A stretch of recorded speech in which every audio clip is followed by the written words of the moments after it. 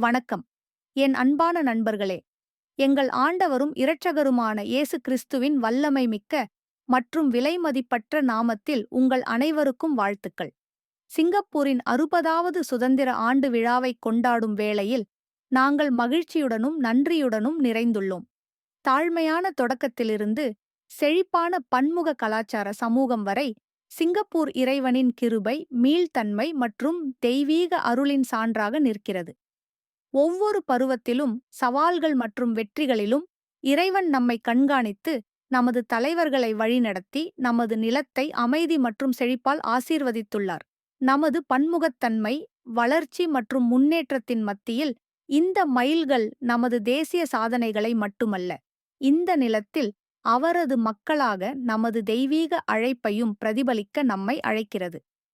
Singapore 60 ஆண்டுகால தேசத்தை கொண்டாடும் வேளையில் நமது பாரம்பரியம் மனித முயற்சியால் மட்டுமல்ல, இறைவனின் நீடித்த விசுவாசத்தின் மூலமும் கட்டமைக்கப்பட்டுள்ளது என்பதை நமக்கு நினைவூட்டுகிறோம். ஒரு தாழ்மையான தொடக்கத்திலிருந்து நமது தேசம் கலாச்சாரங்கள், மொழிகள் மற்றும் மக்களின் துடிப்பான அழகான திரைச்சீலையாக வளர்ந்துள்ளது. ஆயினும் கூட இந்த பன்முகத்தன்மையில் நம்மை இணைக்கும் ஒரு ஆழமான நூல் உள்ளது. அது இறைவனின் நன்மை.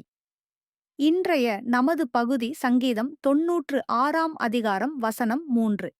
ஜாதிகளுக்குள் அவருடைய மகிமையையும் சகல ஜனங்களுக்குள்ளும் அவருடைய அதிசயங்களையும் விவரித்துச் சொல்லுங்கள். சங்கீதம் 96 என்பது துதிப்பாடலின் ஒரு சங்கீதம். கர்த்தருடைய மகிமையை அறிவிக்கவும் அவருடைய அற்புதமான செயல்களை தனிப்பட்ட முறையில் மட்டுமல்ல, பொதுவில் அனைத்து மக்கள் மற்றும் தேசங்களுக்கிடையில் அறிவிக்கவும் ஒரு தெய்வீக அறிவுறுத்தலை வசனம் 3 எடுத்துக்காட்டுகிறது.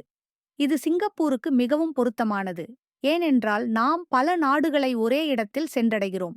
இந்த வசனம் கர்த்தருடைய இருதயத்தையும் அனைத்து கலாச்சாரங்களும் அவருடைய மகிமையையும் அவருடைய நன்மையையும் சந்திக்க வேண்டும் என்ற அவரது விருப்பத்தையும் பிரதிபலிக்கிறது. சங்கீதக்காரன் நம் விசுவாசத்தை மறைத்து வைக்க அழைக்கவில்லை. அதற்கு பதிலாக நம் குரல்களை உயர்த்தி கர்த்தர் நமக்காகச் செய்ததைப் பற்றி தைரியமாக சாட்சியமளிக்க வலியுறுத்தப்படுகிறோம். அவரது மகிமை அமைதியாக இருக்க முடியாத அளவுக்கு மகத்துவமானது.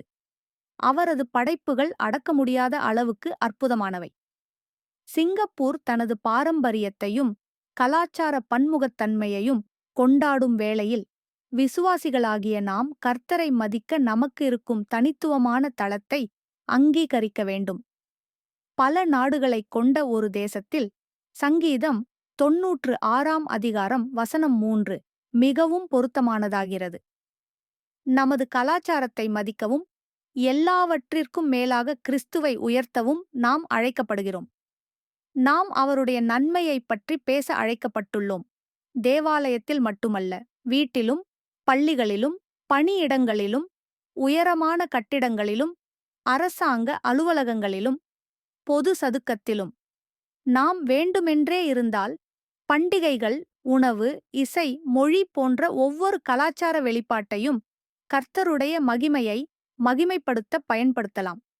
கர்த்தர் இந்த அழகான நிலத்தில் நம்மை தற்செயலாக அல்ல, நோக்கத்துடன் நட்டுள்ளார். அவருடைய மகிமையின் சுடர்களாகவும் அவருடைய அற்புதமான படைப்புகளின் தூதர்களாகவும் இருக்க வேண்டும்.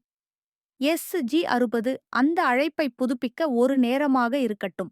இந்த மைல்கல்லை பயன்படுத்தி சிந்திக்கலாம். கர்த்தரை புகழ்வதற்கு நாம் நமது கலாச்சார செல்வாக்கை பயன்படுத்துகிறோமா? அடுத்த தலைமுறைக்கு அவருடைய அற்புதமான படைப்புகளைச் சொல்கிறோமா? நமது முன்னோர்கள் நம்பிக்கையுடனும் விடாமுயற்சியுடனும் வழிவகுத்தனர். இப்போது சுடரை சுமந்து செல்வது நமது முறை. வியாபார மையங்களிலிருந்து உயரமான கட்டிடங்கள், வீடுகளிலிருந்து ஆட்சி அரங்குகள், அனைத்து மக்களிடையேயும் அவரது மகிமையை அறிவிக்கும். நாடுகள் மத்தியில் அவரது மகிமையையும் அனைத்து மக்களிடையே அவரது அற்புதமான படைப்புகளையும் தொடர்ந்து அறிவிப்போம்.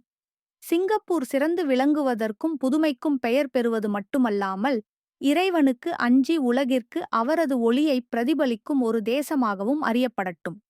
சிங்கப்பூரின் இந்த 60வது வருட பயணத்தில் நாம் ஒரு தேசத்தை கொண்டாடுவது மட்டுமல்லாமல் ஒரு சாட்சியத்தையும் அறிவிக்கிறோம்.